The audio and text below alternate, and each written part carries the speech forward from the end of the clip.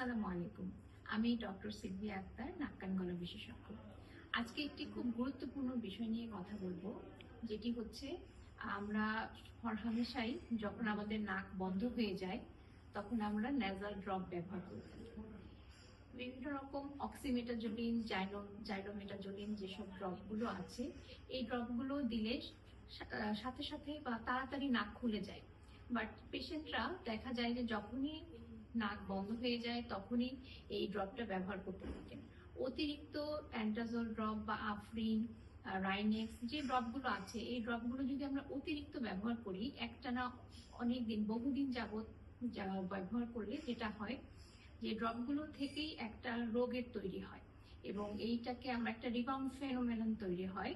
আমাদের নাকের যে মিউকোজাগুলো বা সফট টিস্যুগুলো আছে, এগুলোতে অতিরিক্ত এই অক্সিমেটাজোলিন এবং রাইনোমেটাজোলিন, এই জাইলোমেটাজোলিন এগুলো ব্যবহার করলে নাকের মিউকোজাগুলো অল্টার্ড হয়ে যায় এবং দেখা যায় যে নাকের যে ব্লকনেসটা, এটা স্বাভাবিকভাবে এখন খুললেও পরবর্তীতে কিন্তু আর এটা খুলতে চায় না।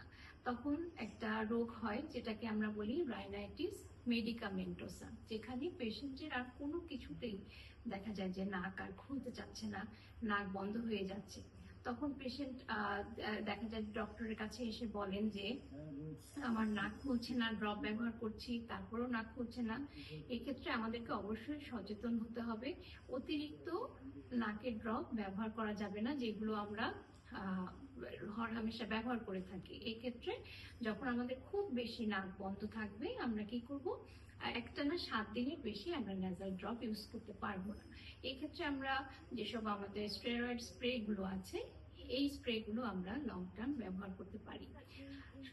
নাকের ড্রপ ব্যবহারের ক্ষেত্রে সচেতন হন, ভালো থাকুন, সুস্থ থাকুন। ধন্যবাদ।